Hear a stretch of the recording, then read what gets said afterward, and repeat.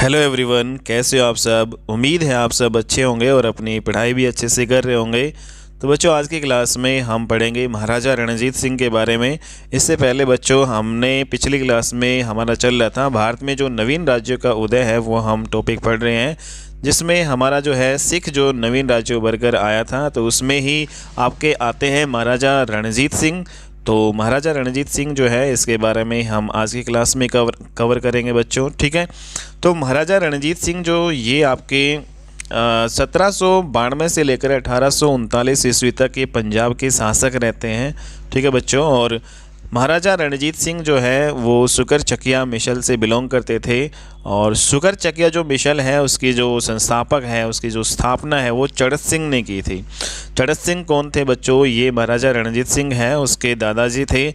और चड़त सिंह के पौत्र जो है ये थे महाराजा रणजीत सिंह, ठीक है। और सुकर चकिया जो है मिसल से बिलोंग करते थे। महाराजा रणजीत सिंह है, इनका जन्म होता है 1780 ईस्वी में, और इनके जो पिता का नाम होता है महासिंह, ठीक है। तो महासिंह जो है इनके पिता का नाम था, जो कि सुकर चकिया मिशल के प्रधान हुआ करते थे। और महासिंह कौन थे बच्चों? ये चड़त सिंह के पुत्र हुआ करते थे। तो चड़त सिंह कौन थे? जिसने सुकर चकिया मिशल जो है उसकी स्थापना की। जो चड़त सिंह के ही जो है पुत्र महासिंह होते थे, जो इनके पिता होते थे महाराजा रणजीत सिंह, ठीक है। तो 1792 ईस्वी में अपने पिता की जो है मृत्यु के बाद 12 वर्ष की आयु में महाराजा रणजीत सिंह है सुकर चकिया मिशल के क्या बन जाते हैं? प्रमुख बन जाते हैं। तो इम्पोर्टेंट है, 1792 ईस्वी में जो है केवल 12 वर्ष की आयु में महाराजा रणजीत सिंह है वो सुकर चकिया जो मिशल के क्या बन जाते हैं? प्रधान। 1797 ईस्वी में इन्होंने जो है खुद को पंजाब का स्वतंत्र शासक घोषित किया था। तो इम्पोर्टेंट बात है बच्चों, ये वेरी वेरी इम्पोर्टेंट, कि जो पंजाब का स्वतंत्र शासक जो है घोषित किया था महाराजा रणजीत सिंह ने खुद को। और कब किया था? ये डेट आपको ध्यान में रखना है, 1797 ईस्वी में। और इन्हीं के शासनकाल में जमानसा का जो है भी आक्रमण होता है। तो महाराजा रणजीत सिंह के ही शासनकाल में क्या होता है? जमानसा का आक्रमण होता है। और ये कौन होते हैं? एक अफ़गानी शासक होते थे, जमान खां, ठीक है। तो जमानसा का आक्रमण होता है इसी के शासन काल में। जमानसा कौन थे? ये अहमद शाह अब्दाली जो है इसके पुत्र हुआ करते थे। और हम जानते हैं बच्चों की 1739 ईस्वी में अहमद शाह जो अब्दाली है वो भारत पर जो है अटैक करता है, मुग़लों पर अटैक करता है, मतलब दिल्ली पर इसका अटैक होता है। तो इम्पोर्टेंट बात आपको ये ध्यान में रखनी है कि मोहम्मद शाह रंगीला जो है, जब मुग़ल बादशाह रहते हैं, तो मोहम्मद शाह रंगीला मुग़ल बादशाह के ही शासनकाल में 1739 ईस्वी में नादिर शाह का जो है आक्रमण होता है। और ये कहाँ से था? ईरान का शासक हुआ करता था, ठीक है। तो बच्चों, नादिर शाह का जो आक्रमण होता है, तो नादिर शाह जो है कि जब मृत्यु होती है उसके बाद में उसी के ही सेनापति होते हैं अहमद शाह अब्दाली। तो उसके सेनापति अहमद शाह जो है अब्दाली फिर इनमें जो है अगले शासक बनते हैं। और अहमद शाह अब्दाली कौन थे? इसने जो है 3rd बैटल ऑफ पानीपत है उसमें मराठों को बुरी तरीके से हराया था, ठीक है। तो पानीपत का जो तीसरा युद्ध है उसमें मराठों को बुरी तरीके से हराया था अहमद शाह अब्दाली। और अहमद शाह अब्दाली कौन थे? ये नादिर शाह जो है कि सेनापति हुआ करते थे, ठीक है। और इसी अहमद शाह जो है अब्दाली की जब मृत्यु होती है, तो उसके बाद में फिर अगले जो है राजा बनते हैं ईरान में, या इनमें जो है जमानसा बनते हैं, ठीक है। तो अगले जो राजा अहमद शाह अब्दाली के बाद में कौन बनते हैं? जमानसा। तो नादिर शाह जो है के बाद में अहमद शाह अब्दाली, फिर उसके बाद में जमानसा बनते हैं। और इसी जमानसा ने जो है क्या किया था? आक्रमण किया था महाराजा रणजीत सिंह के ऊपर, ठीक है। तो इसी जो है जमानसा ने 1798 ईस्वी में महाराजा रणजीत सिंह के शासनकाल में पंजाब पर जो है अटैक किया था। तो वेरी वेरी इंपॉर्टेंट, ये ध्यान में रखना है। और जमानसा जो है इसने पंजाब पर आक्रमण किया, और इसका उद्देश्य क्या था? पंजाब पर अधिकार करना था। और इन्होंने जो है पंजाब के एक बड़े भूभाग पर जो है अधिकार भी बाद में किया। लेकिन जब ये पंजाब में था, तो उस टाइम जो अफ़गानिस्तान में इसके खिलाफ विद्रोह जो है शुरू हो गया था। और तो इनको जो है 20 अभियान में ही इनको यहाँ से जो है भारत से जो है वापस जाना पड़ता है पंजाब से। और ये पंजाब से फिर कहाँ पे चले जाते हैं? अफ़गानिस्तान में, क्योंकि अफ़गानिस्तान में इसके जो है खिलाफ जो है विद्रोह शुरू हो जाता है। तो इसको बीच में जो है पंजाब से यहाँ से जाना पड़ता है। ठीक है बच्चों। और जब ये अपनी सेना जो है अपनी सेना को जब ये पंजाब से लेकर जो है चिनाब नदी को जो है पार कर रहा था, लेके जा रहा था अपनी सेना को, तो वहाँ पे जो चिनाब नदी है तो 12 जो इसकी तोपें हैं वो दलदल में जो क्या होती हैं, फंस जाती हैं। तो इसी की जो है 12 तोपें दलदल में फंस जाती है। तो महाराजा रणजीत सिंह हैं, इन्होंने जो है जमाल शाह से वादा किया कि आप जो है बेफिक्र होकर अफ़गानिस्तान चले जाइए। जब आप वहाँ पे जो है चले जाएंगे तो मैं आपकी जो 12 की 12 जो तोपें हैं वो इनको जो है दलदल से निकलवा कर सही सलामत है वहाँ पे पहुँचा दूँगा। और इस बात से बेहद प्रभावित होते हैं जमान शाह, और ये फिर अफ़गानिस्तान जो है बेफिक्र होकर लौट जाते हैं। तो फिर ऐसा कहा जाता है कि बच्चों की महाराजा रणजीत सिंह हैं, उन्होंने 12 की 12 इसकी जो तोपें हैं वो अफ़गानिस्तान में पहुंचाई थी। और इसी के जो है बाद जमान शाह ने रणजीत सिंह को जो है लाहौर का सूबेदार भी फिर बना दिया था। ठीक है। फिर बाद में जो है जमान शाह जो है इन्होंने महाराजा रणजीत सिंह है उसको लाहौर का सूबेदार बना दिया। और महाराजा रणजीत सिंह ने जो लाहौर है उसको अपनी राजधानी बनाई। कौन सी? प्रशासनिक राजधानी बनाई। तो इन्होंने एक धार्मिक राजधानी भी बनाई थी अमृतसर को, और एक प्रशासनिक जो राजधानी महाराजा रणजीत सिंह ने कौन सी बनाई थी? लाहौर को। तो इम्पोर्टेंट पॉइंट है बच्चों, लाहौर को अपनी प्रशासनिक राजधानी बनाया महाराजा रणजीत सिंह ने। 1799 ईस्वी में जो है महाराजा रणजीत सिंह है उसको जमान शाह ने महाराजा की उपाधि दी। तो महाराजा जो है रणजीत सिंह है उसको महाराजा की उपाधि किसने दी थी? जमान शाह ने दी थी। कब दी थी? 1799 ईस्वी में। और बच्चों 1805 ईस्वी में महाराजा रणजीत सिंह है उसने भंगी मिसल से अमृतसर पर भी अधिकार किया। तो भंगी मिसल से जो है अमृतसर पर अधिकार किया महाराजा रणजीत सिंह ने। कब? 1805 ईस्वी में।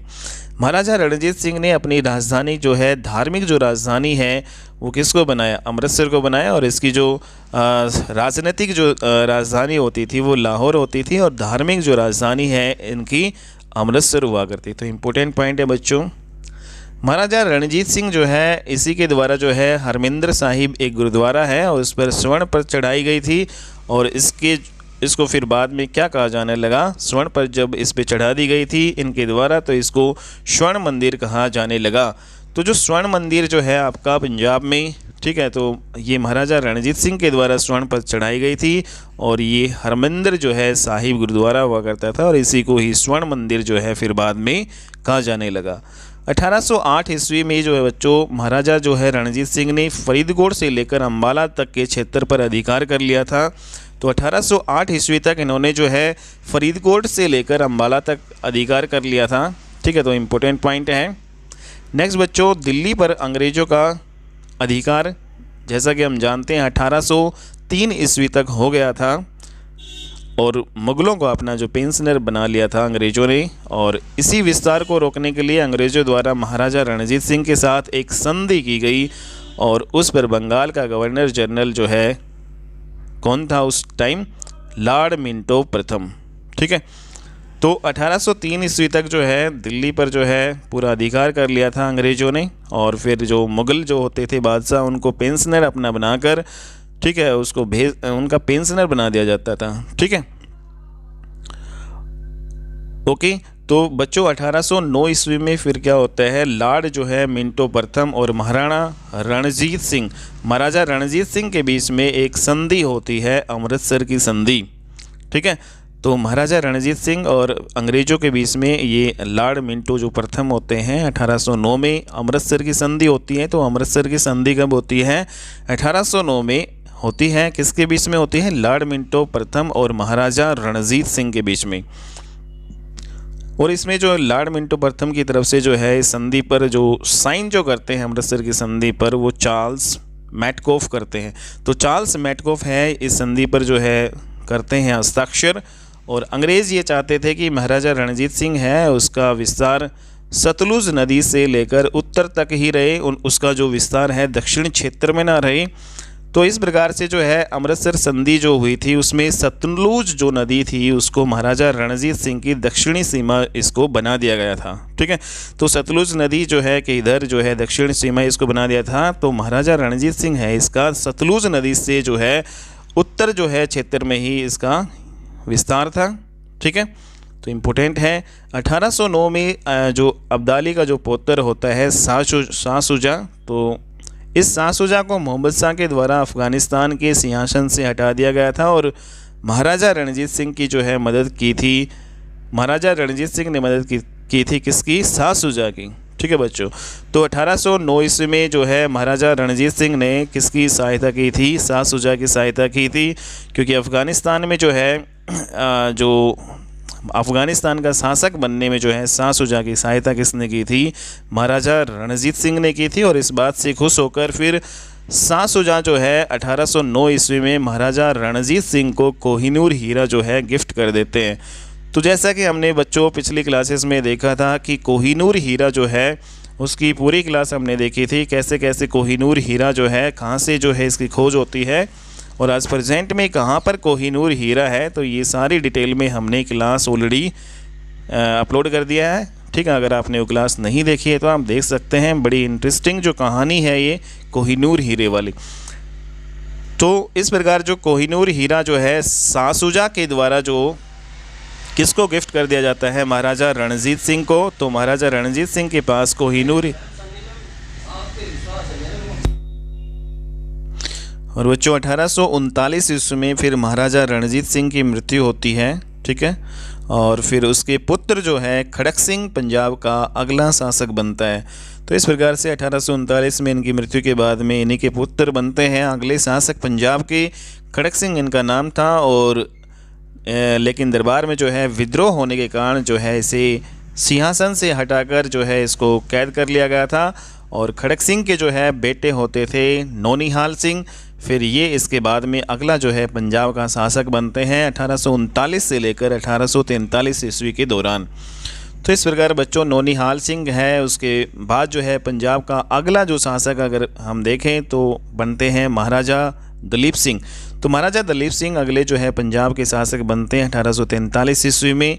महाराजा दलीप सिंह है, इसकी अगर हम बात करें इम्पोर्टेंट पॉइंट है बच्चों, महाराजा दलीप सिंह जो है पंजाब का जो ये अंतिम शासक था। सबसे पहले हम ये देखेंगे तो पंजाब जो है सिख राज्य था, जो पंजाब का अंतिम शासक हुआ करता था, और ये महाराजा रणजीत सिंह का जो है ही अलप वैश्य के पुत्र होता था। ठीक है, और इसी के शासनकाल में जो है महाराजा दलीप सिंह है, इसी के शासनकाल में प्रथम आंग्ल सिख युद्ध होता है। इंपॉर्टेंट पॉइंट है बच्चों, कई बार एग्जाम में आता है। तो पहला जो है आंग्ल सिख युद्ध होता है 1845-46 ईस्वी में।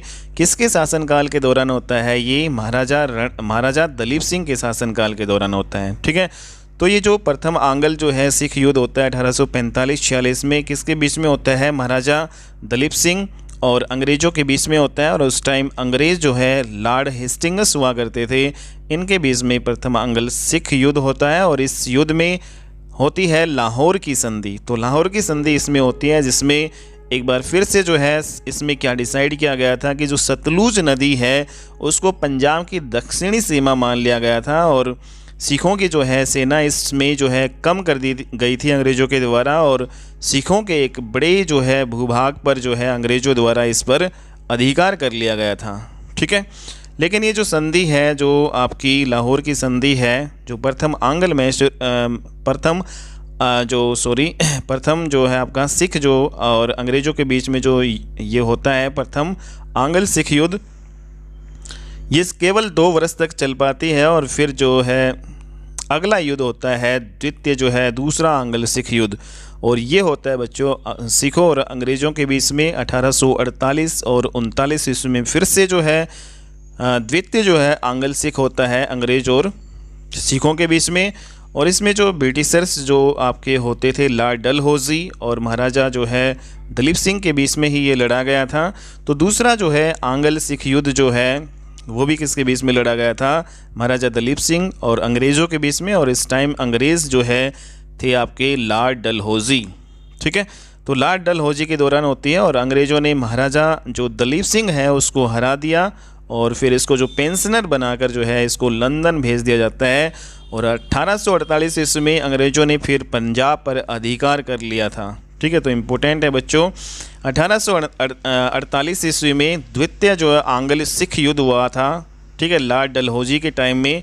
तो महाराजा दलीप सिंह को पेंशनर बनाकर जो है लंदन भेज दिया जाता है उच्च शिक्षा के लिए, ठीक है। और अंग्रेज़ों ने जो है पंजाब पर अधिकार कर लिया था, इम्पोर्टेंट पॉइंट है बच्चों ये।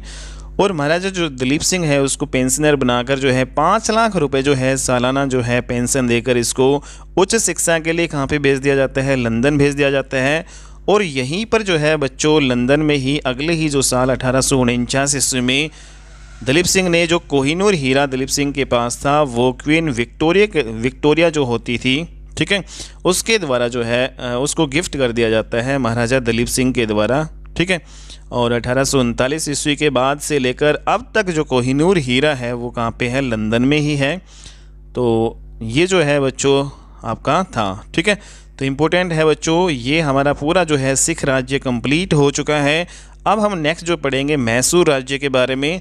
तो जैसा कि आप जानते हैं कि हम जो टॉपिक क्या पढ़ रहे हैं कि भारत में कुछ नवीन राज्यों का उदय होता है औरंगजेब की मृत्यु के बाद में। तो उसमें हमने सिख राज्य कंप्लीट कर लिया है और अब उसके बाद में हम नेक्स्ट हमारा जो है जो नवीन राज्य का उदय हुआ वो मैसूर हुआ। तो ये इसके बारे में हम अब डिस्कस करेंगे। जो ये मैसूर है बच्चों ये कर्नाटक का पुराना नाम था। विजयनगर साम्राज्य जो है चलता था यहाँ पे, ठीक है। और 1556 ईस्वी में जो है क्या होता है, एक इम्पोर्टेंट युद्ध होता है, तालीकोटा का युद्ध। जैसा कि हमने जो है पिछली क्लासेस में बच्चों डिस्कस किया था कि 1565 ईस्वी में तालीकोटा का युद्ध होता है जिसके तहत विजयनगर साम्राज्य का अंत हुआ था, ठीक है। तो विजयनगर साम्राज्य का जो अंत हुआ था तालीकोटा के युद्ध 1565 ईस्वी में हुआ था उसके तहत। और बच्चों फिर 1612 ईस्वी आते आते एक वेंकट द्वितीय नाम का एक शासक होता है। तो वेंकट द्वितीय के जो है शासनकाल में वाडियार राजवंश की स्थापना होती है।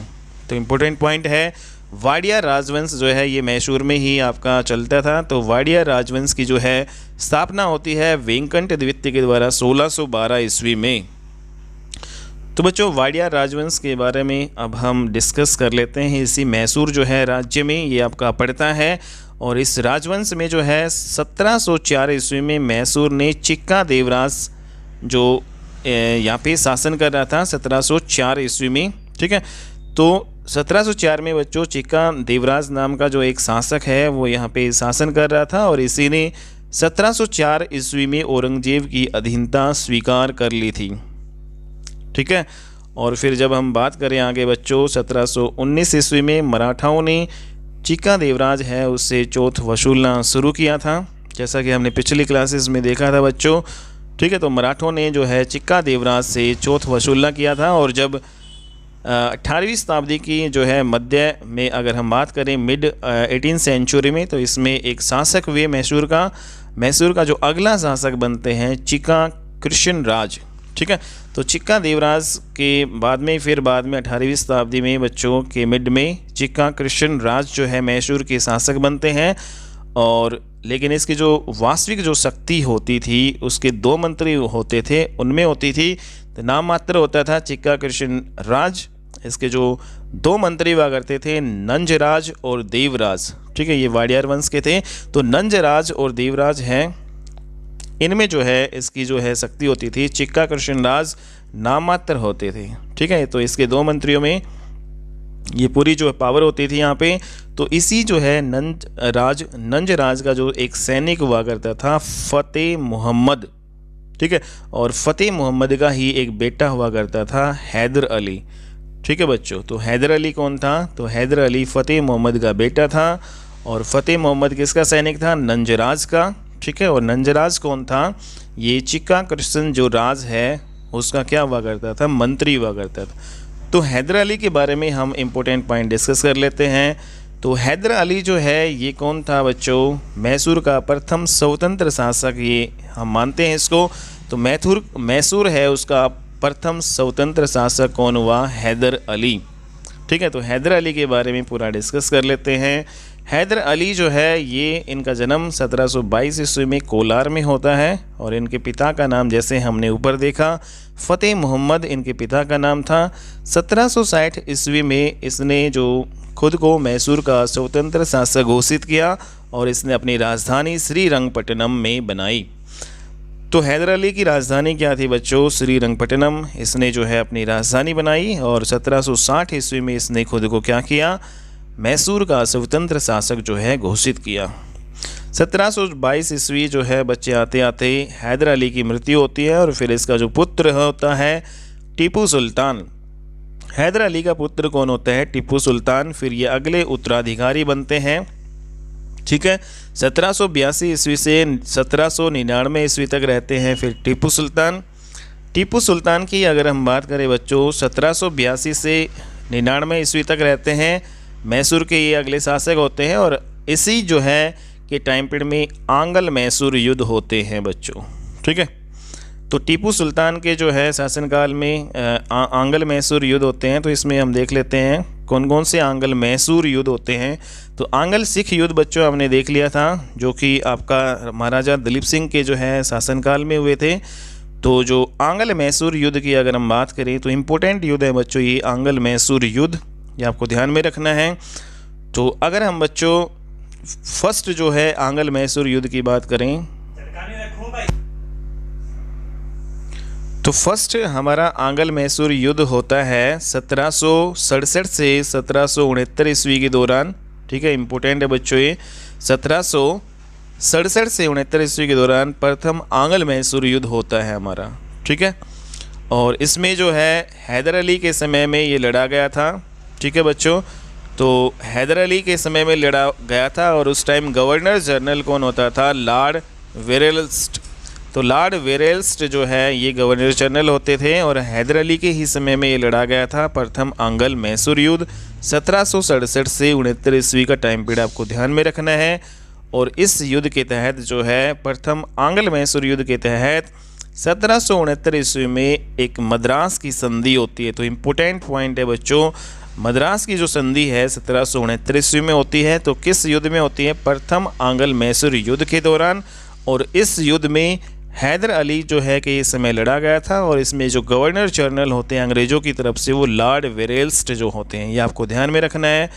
तो हैदर अली एकमात्र जो है दक्षिण भारत का जो है शासक हुए हैं जो अंग्रेज़ों से कभी भी पराजित नहीं हुए। तो इम्पोर्टेंट है टीपू सुल्तान के जो पिता हैदर अली ये एकमात्र ऐसे जो है दक्षिण भारत के शासक हुए हैं जिन्होंने जो है ये कभी भी जो है अंग्रेज़ों से नहीं आ रहे। ठीक है, क्योंकि जो प्रथम आंगल मैसूर युद्ध इसके शासनकाल में हुआ था उसका कोई भी रिजल्ट नहीं निकलता है। तो इस वजह से जो ये मतलब एकमात्र ऐसे शासक हुए हैं दक्षिण भारत में जो कभी पराजित नहीं हुए अंग्रेज़ों से। फिर बच्चों नेक्स्ट जो है लड़ा जाता है द्वितीय आंगल मैसूर युद्ध 1780 से 84 के दौरान होता है और ये जो है हैदर अली इसमें होता है और टीपू सुल्तान के नेतृत्व में ही होता है। पहले तो ये हैदर अली,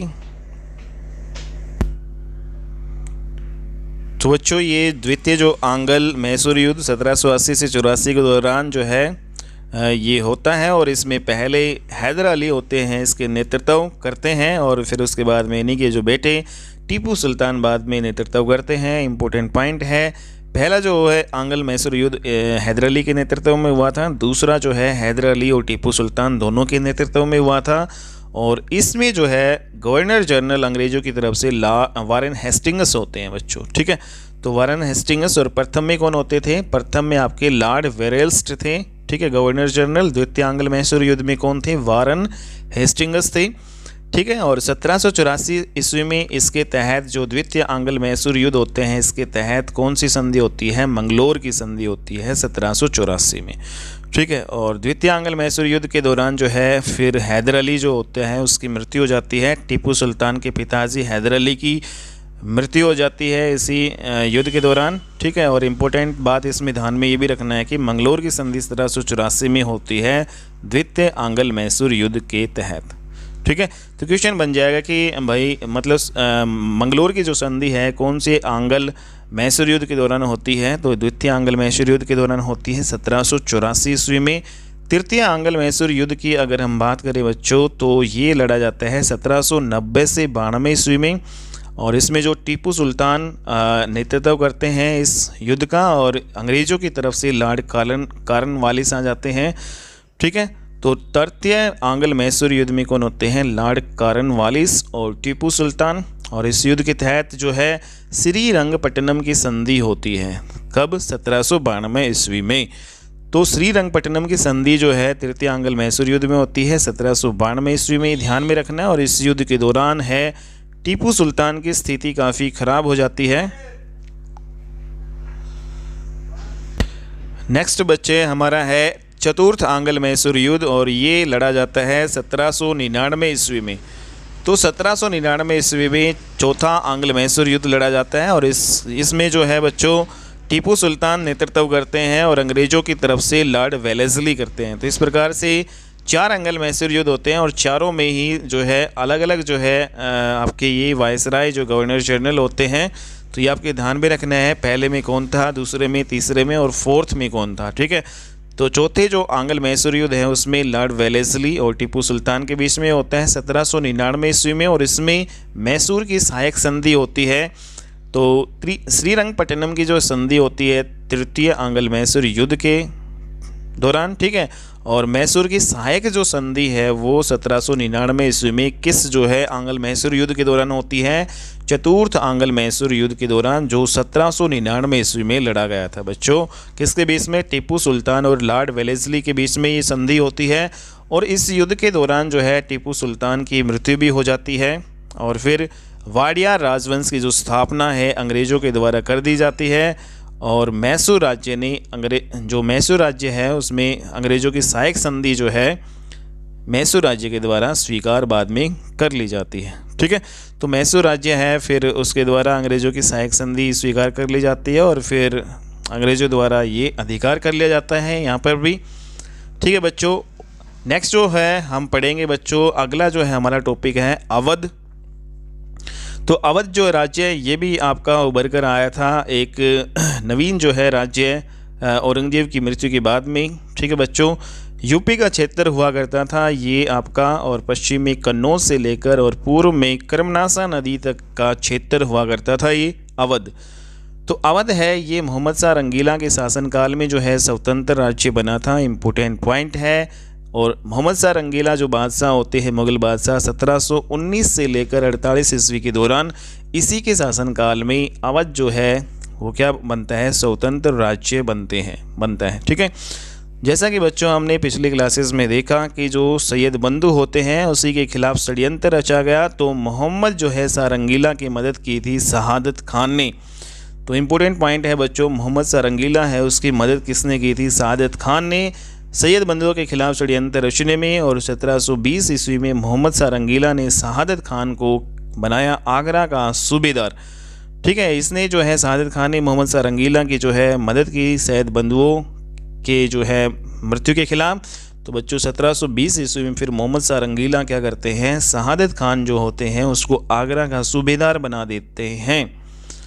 और फिर उसके बाद में बच्चों आगरा का सूबेदार ये बन जाते हैं, और इसका जो अगला जो नाम है, इसकी जो उपाधि दी गई सआदत खान को बुरहान उल मुल्क की जो है उपाधि भी इसको दी गई थी, ठीक है।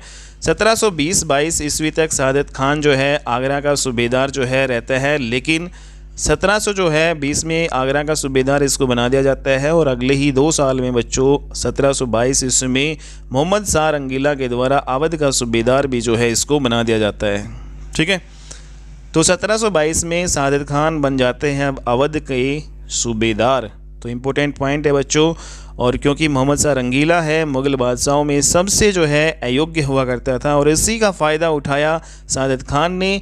तो सआदत खान अब जो है अवध का, जैसा कि ये सूबेदार बन गया था, लेकिन बाद में इसने अवध को जो है खुद को जो है स्वतंत्र शासक घोषित कर दिया। तो अवध का जो है खुद को स्वतंत्र शासक घोषित किया किसने, सआदत खान ने, ठीक है। तो इम्पोर्टेंट पॉइंट है बच्चों, तो अवध का जो है इस प्रकार प्रथम जो नवाब कौन बनते हैं, तो अवध के जितने भी शासक होते हैं वो सारे नवाब बनते हैं।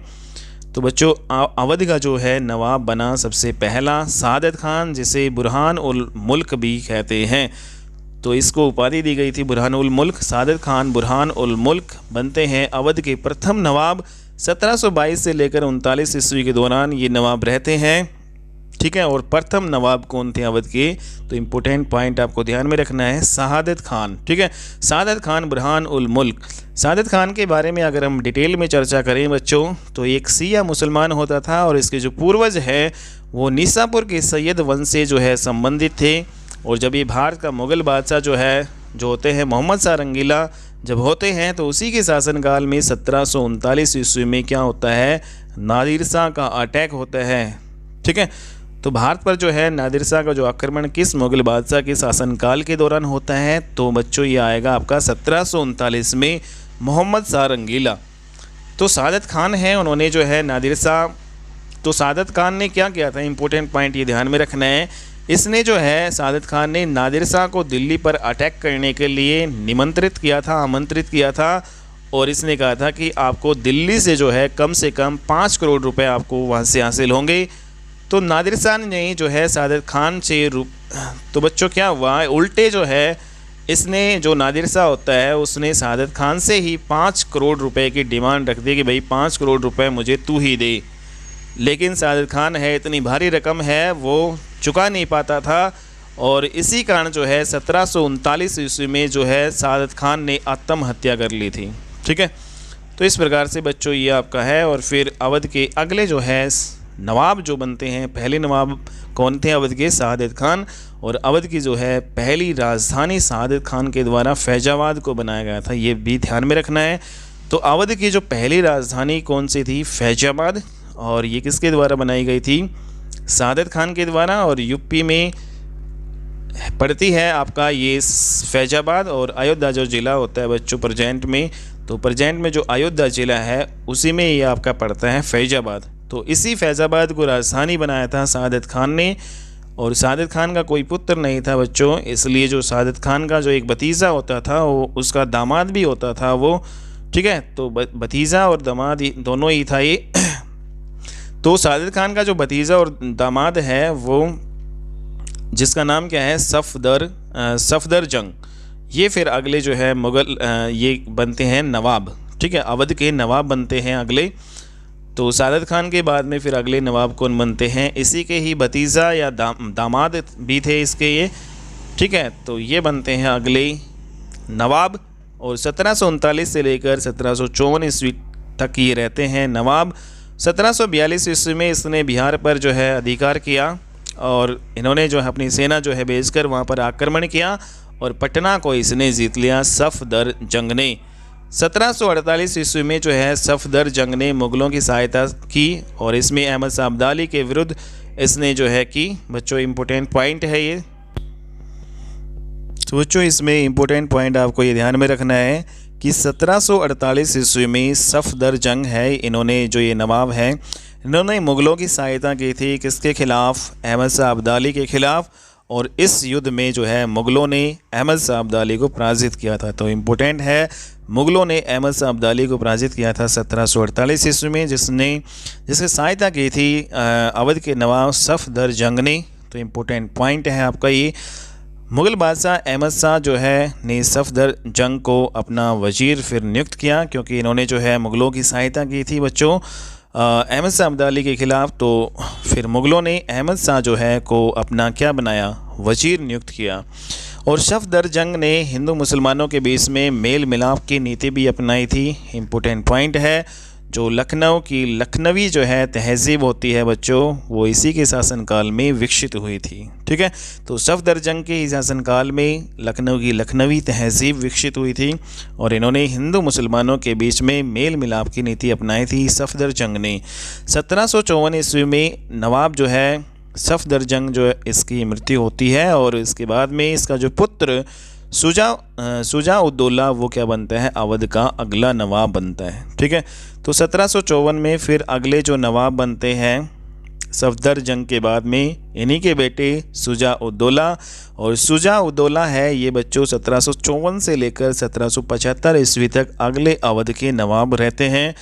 और 1759 ईस्वी में शुजा-उद-दौला ने मुग़ल बादशाह सालम द्वितीय है उसको शरण दी थी।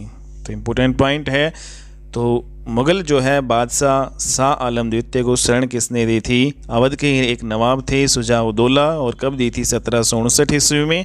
1761 ईस्वी में इसी शुजा-उद-दौला ने अहमद शाह अब्दाली जो है की मदद की थी मराठों के खिलाफ़। ठीक है, और पानीपत के तृतीय युद्ध जैसा कि आपका होता है अहमद शाह अब्दाली और मराठों के बीच में, तो 1761 में इसने अहमद शाह अब्दाली की मदद की थी मराठों के विरुद्ध, और मराठों की बुरी तरीके से हार भी होती है पानीपत के तृतीय युद्ध में बच्चों ही। ठीक है, तो नेक्स्ट जो बच्चे अगर हम बात करें तो 1763 ईस्वी में शुजाउद्दौला ने जो मीर कासिम है उसको भी शरण दी थी। और ठीक है, और ये मीर जो कासिम कौन थे, ये बंगाल के नवाब होते थे।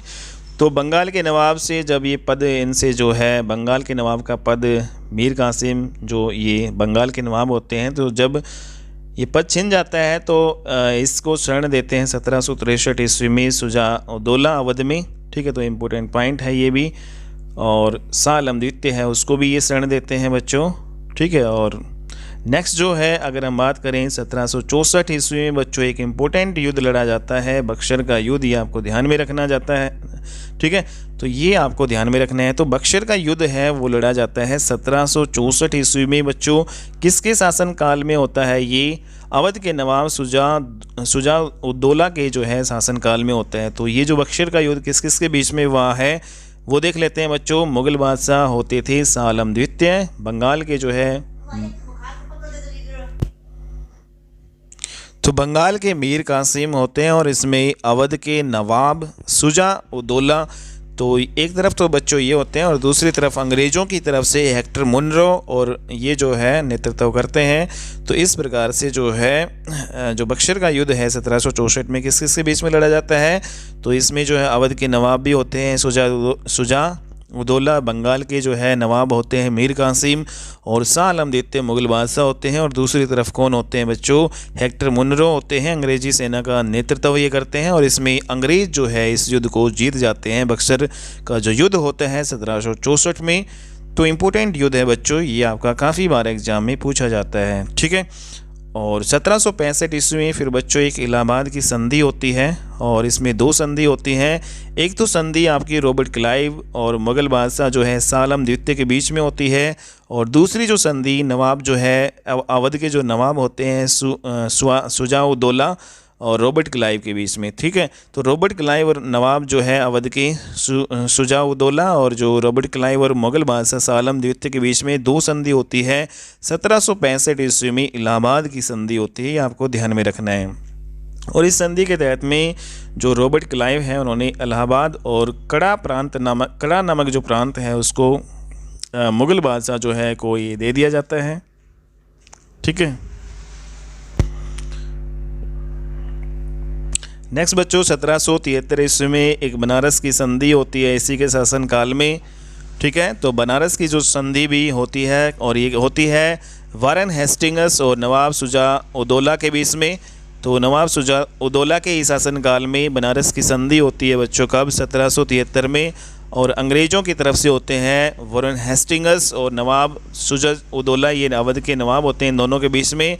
और इस संधि के तहत जो है वारेन हेस्टिंग्स ने इलाहाबाद और कड़ा है उसको 50 लाख रुपए में जो अवध के नवाब हैं उसको बेचा था। ठीक है, ये शुजाउद्दौला को।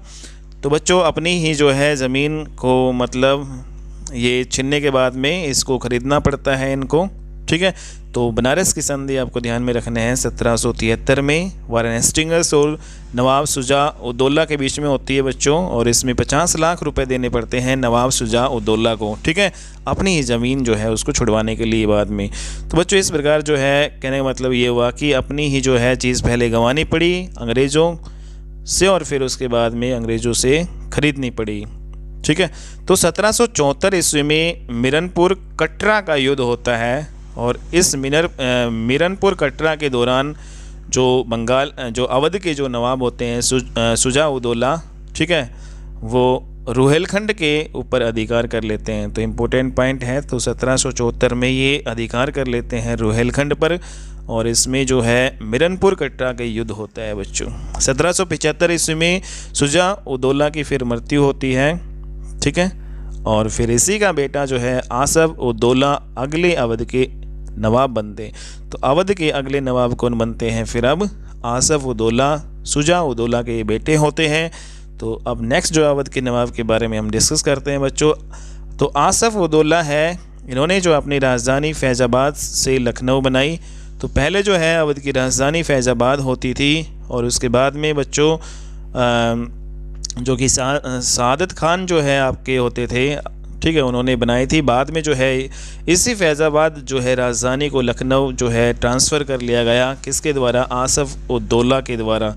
तो 1775 ईस्वी में फिर फैज़ाबाद की संधि भी होती है बच्चों, और इस संधि में वारन हेस्टिंग्स और आसफ़ उद्दौला के बीच में होती है, और इसमें 2 शर्तें जो है मानी गई थी फैज़ाबाद की संधि में, ठीक है बच्चों। इसमें क्या था कि बनारस पर जो है अंग्रेज़ों का अधिकार इसमें स्वीकार कर लिया गया था, और अंग्रेज़ों ने अवध की जो बेगम होती थी और महिलाओं की सुरक्षा का इसमें आश्वासन दिया था।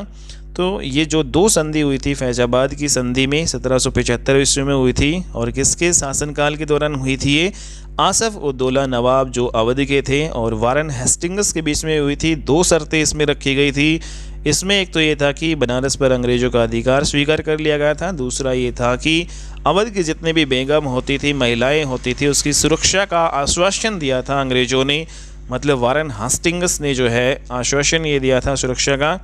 लेकिन उल्टा होता है, फिर बाद में वारन हेस्टिंग्स के द्वारा जो है अपने ही अधिकारों का गलत इस्तेमाल किया जाता है, और इस संधि को जो है तोड़ दिया जाता है वारन हेस्टिंग्स के द्वारा, क्योंकि जब वारन हेस्टिंग्स पर महाभियोग लगाया गया था बच्चों 1785 ईस्वी में, उसे ब्रिटेन बुला लिया गया, और किसके द्वारा बच्चों? ये एडमंड जो है बर्क के द्वारा और ब्रिटिश पार्लियामेंट के द्वारा इस पर महाभियोग लगाया गया था, ठीक है।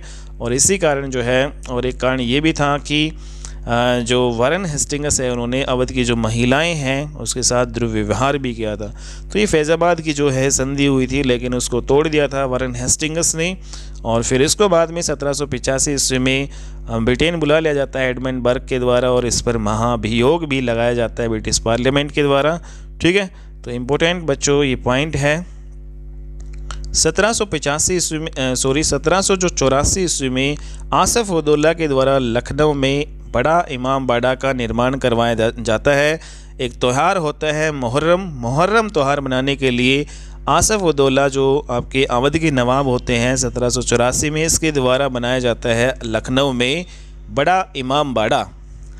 तो बड़ा इमाम बाड़ा बच्चों कहाँ पे है? लखनऊ में है। कौन बनवाता है इसको? 1784 में आसफ़ उद्दौला जो अवध के नवाब होते हैं, तो इनके द्वारा निर्माण करवाया जाता है मुहर्रम त्यौहार मनाने के लिए। बड़ा इमाम बाड़ा जो है एक जो बच्चों ये बिना जो है पिलर के, बिना स्तंभ की इमारत के लिए प्रसिद्ध है बड़ा इमाम बाड़ा। तो इम्पोर्टेंट पॉइंट है, ये आपको ध्यान में रखना है।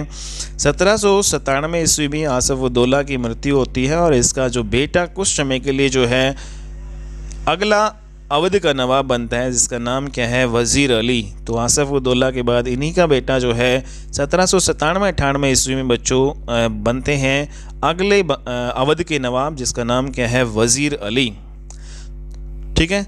फिर उसके बाद में जो है आसफ़ उद्दौला का ही एक छोटा भाई होता है, जिसका नाम क्या है? सादत अली खान द्वितीय।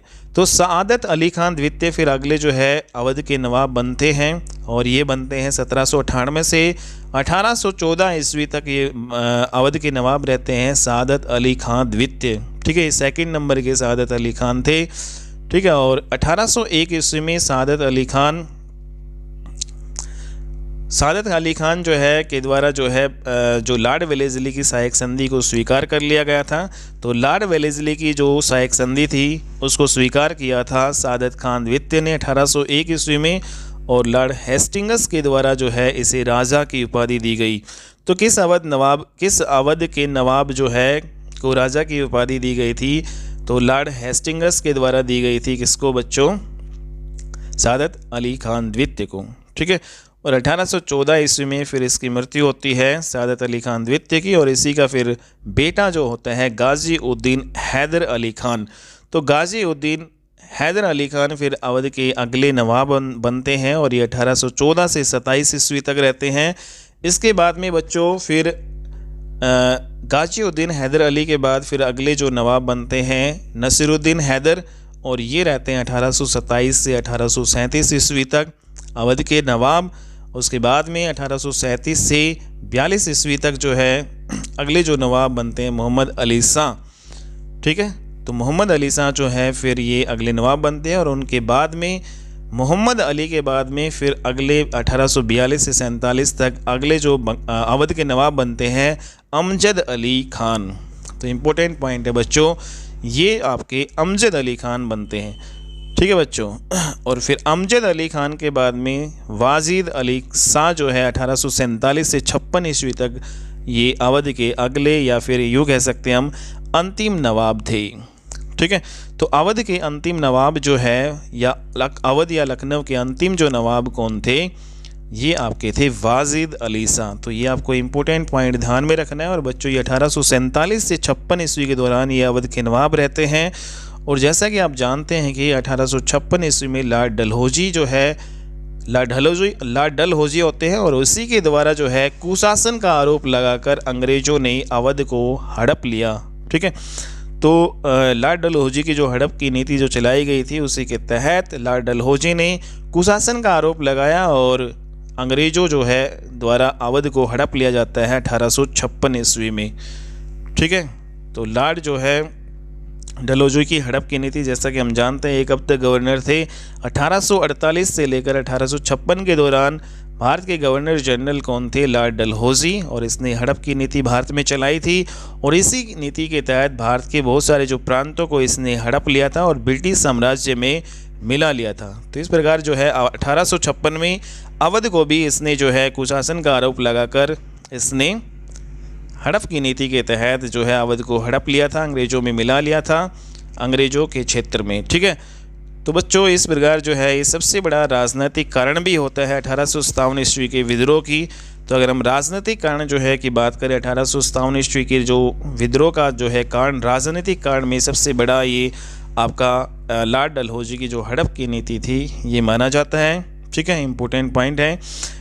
तो बच्चों इस प्रकार से लखनऊ से विद्रोह करने वाली जो वाजिद अली शाह की एक पत्नी होती है, तो 1857 की क्रांति होती है, उसमें लखनऊ से जो विद्रोह करती है, लखनऊ से जो है विद्रोह करती जो है कौन नेतृत्व संभालती है लखनऊ का, तो बेगम हजरत महल। बेगम हजरत महल कौन थी, ये जो अंतिम जो नवाब थे अवध के वाजिद अली शाह, उसकी पत्नी होती थी बेगम हजरत महल। बहुत ही इंपॉर्टेंट क्वेश्चन है बच्चों। तो लखनऊ से जो है किसने नेतृत्व किया था 1857 की क्रांति का, तो बेगम हजरत महल इसका राइट आंसर होगा। और ये कौन थी बच्चों, ये अवध के जो है नवाब होते थे, अंतिम नवाब वाजिद अली शाह जो है को माना जाता है। और जब इसने 1857 के जो विद्रोह जो है लखनऊ से किया था, तो वाजिद अली शाह जो है का ही एक बेटा हुआ करता था बिरसिज़ कादिर। तो वाजिद अली शाह का ही बेटा बिरसिज़ कादिर है, उसको लखनऊ का अगला नवाब घोषित कर दिया गया था अंग्रेज़ों के द्वारा, ठीक है। तो इस प्रकार बच्चों अगर ये माना जाए कि भाई अवध का अंतिम नवाब कौन था, तो वाजिद अली शाह था, लेकिन कुछ ये 99% कुछ जो है मानते हैं कि भाई बिरसिज़ कादिर भी जो है इसी का जो बेटा था वाजिद अली शाह, वो अवध का अंतिम नवाब था, ठीक है। तो इस प्रकार बच्चों ये आपको इम्पोर्टेंट पॉइंट ध्यान में रखने हैं। नेक्स्ट जो है जो राज्य नवीन राज्य उभर कर आया, जो स्वतंत्र राज्य खुद को घोषित किया बंगाल में, कुछ शासक वे, वो हम बच्चों अगली क्लास में पढ़ेंगे। तो आज के क्लास में इतना ही, नेक्स्ट क्लास में मिलते हैं बच्चों और अच्छी वीडियो के साथ। तब तक के लिए बाय, टेक केयर बच्चों।